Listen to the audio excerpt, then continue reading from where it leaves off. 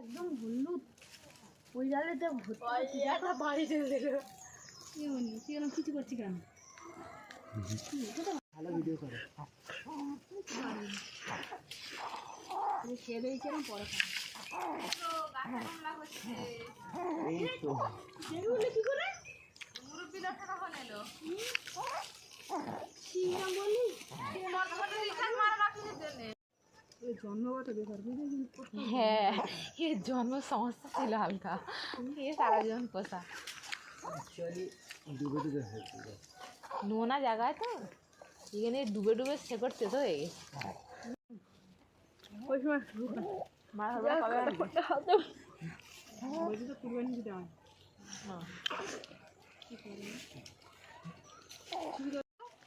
আমাদের মনিটরে একটু ফটো তোলে এই জায়গা ভাজা